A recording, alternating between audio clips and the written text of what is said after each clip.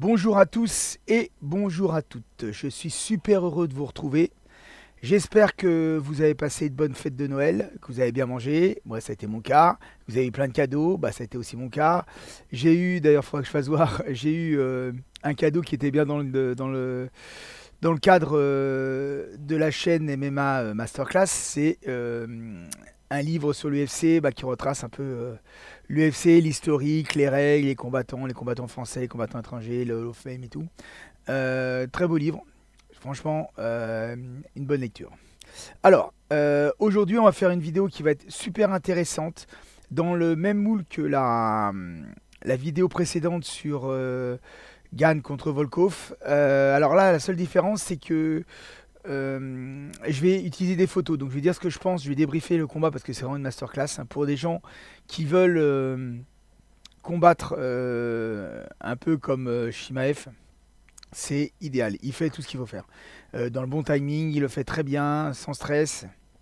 Whittaker défend bien, hein, donc j'ai mis des images pour bien expliquer tout ce que je vais dire, mais je pense que ce genre de combat, il faut le regarder. J'espère que le débrief vous servira à quelque chose, vous permettra de progresser dans votre pratique. Alors restez bien jusqu'à la fin. Pensez à liker, à vous abonner, à commenter d'ailleurs. Je fais cette vidéo suite à un commentaire d'un abonné. Et donc il me proposait d'analyser le combat Whittaker contre Chimaev. Alors au tout démarrage, vu que ma série que je lançais sur les conseils techniques, c'était moi j'aurais pas fait ça. Bah, le problème c'est que là j'étais obligé de mettre moi j'aurais pas fait ça parce que c'est pas ma technique de combat. Mais par contre c'est vraiment une masterclass, il faut faire tout ce que fait Khamzat dans ce combat parce que c'est vraiment l'idéal. Alors on va commencer. Donc en recontextualisant un peu tout, on se souvient que Whittaker a affronté Chimaev.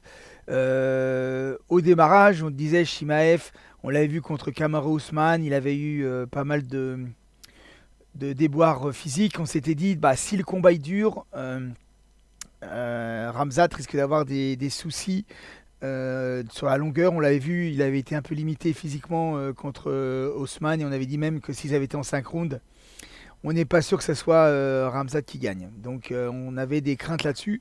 Khamzat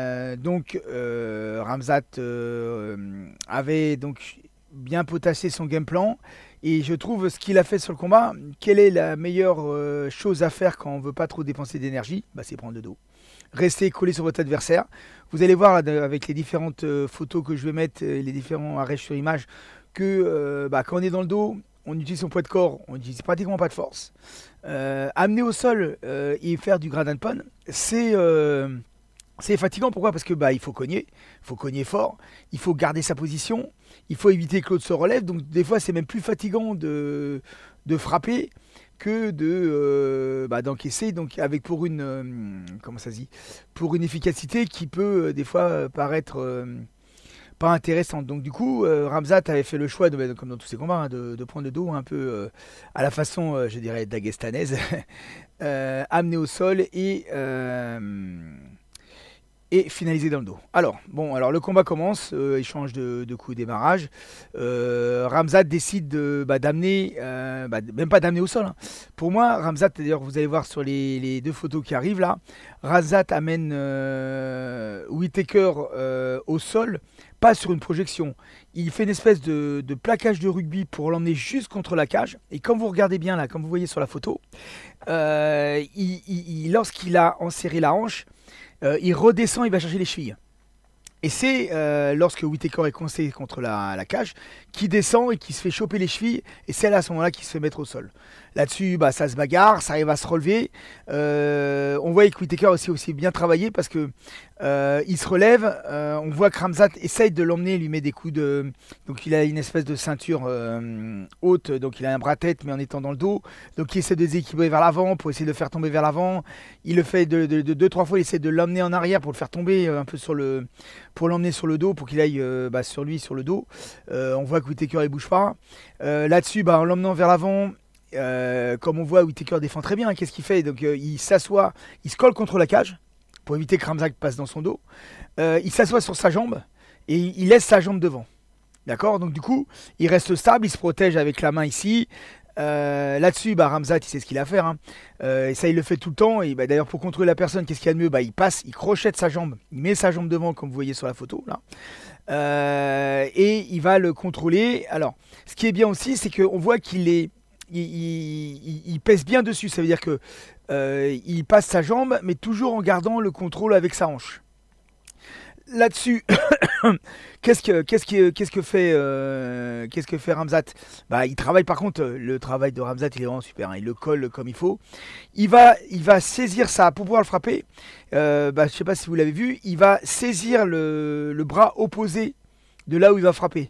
Donc vous voyez, avec sa main droite, il va chercher la main gauche de Whittaker, ce qui lui permet de laisser son bras gauche de libre, et il peut le frapper. Bah, vu qu'il est bloqué contre la cage et qu'il ne peut pas passer, bah, il en profite pour le frapper. Donc ça, je trouve que c'est relativement intéressant parce que ça bloque la personne. Et ça permet de frapper. Là-dessus, on voit Whittaker, je trouve qu'il a vraiment un bon travail. Il essaye de bouger, on le voit plusieurs fois, il essaye de sortir des crochets. D'ailleurs, il arrive, là, vous voyez sur les deux photos, il arrive à sortir des crochets. Bah, vous voyez, il n'est pas dans la même position parce qu'il a tourné, il a réussi à bien tourner. Là, moi, là-dessus, le travail de Whittaker, très bien, très très très bonne défense. D'ailleurs, on voit qu'il n'a pas tant de dommages que ça. Il prend quelques coups de quelques droites, quelques gauches sur le côté, mais on voit que il n'y a pas trop de dégâts. À un moment, on voit qu'il arrive à l'emmener contre le grillage, et là il commence à essayer des coups de genoux. Ah bah là on voit que par contre sur les coups de genoux il doit en mettre une dizaine. On voit que là, bah d'ailleurs ça fait relativement mal parce que il le saisit bien au niveau de la hanche et il envoie ses genoux, et là ça fait relativement mal parce que vous êtes en prise directe sur le quadriceps, et là on voit que ça fait réagir Whittaker. Et d'ailleurs c'est suite à ça que bah, il arrive à lui prendre de dos. Mais d'ailleurs vous voyez donc sur l'image là, la prise de dos, bah il est trop bas. Donc je dis toujours à mes élèves, je dis, la prise de dos, votre oreille, elle doit être au niveau de l'oreille de votre adversaire. Là vous voyez, Whittaker est beaucoup trop bas. Et c'est pour ça qu'il arrive à sortir. D'accord? Et c'est là, suite à ça, je pense, c'est l'erreur que fait Whittaker, c'est d'essayer de se relever. Pour moi, quand il est sorti, il aurait dû rester sur le dos. Le forcer à avoir Ramzat en face et forcer à faire du ground and pound. Pas à se relever, bah qu'est-ce qu'il fait? Bah il gère très bien le coup, hein. Dès qu'il se relève, bah là il le replonge dans les jambes. Alors là, il fait pas deux fois la même erreur. Bah, quand il le fait tomber, il arrive à lui saisir une très bonne technique, hein. Je crois que c'est Rabib qui faisait ça aussi, hein. Il va venir saisir avec sa main droite, la main droite de Whittaker, mais en passant dans le dos. Donc du coup, ce qu'il fait, c'est que bah, il a plus de main droite et il est plongé sur le côté droit. Donc du coup, il n'y a plus de mobilité pour Whittaker. Il peut pas se mettre à genoux bah, parce qu'il a son bras en moins. Et donc ça, c'est très très bien pour contrôler la personne, pour essayer de prendre son dos. Qu'est-ce que fait Whittaker? Il arrive quand même à se débrouiller, à se relever. Il prend quelques coups.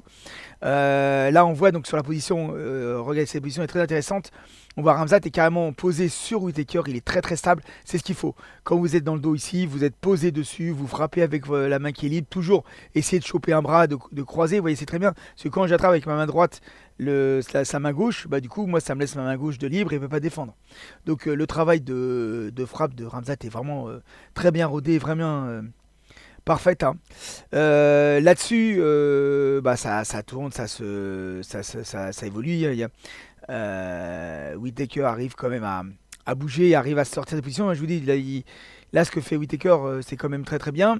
Mais à un moment, d'ailleurs, c'est ça qui me fait rigoler, c'est que euh, on a, pardon, on a Whittaker qui saute sur le dos. Et vous voyez à l'image là. Et bah, Ramzat aurait eu tout le soin de monter à cheval. Et il le fait pas. Il préfère attendre que Whittaker se retourne pour reprendre et se repositionner avec les crochets. Remarque, c'est bien parce que c'est là, à ce moment-là, où il est vraiment très très bien placé. Et c'est suite à ça que bah, il arrive à étrangler, à positionner sa main et à étrangler son adversaire.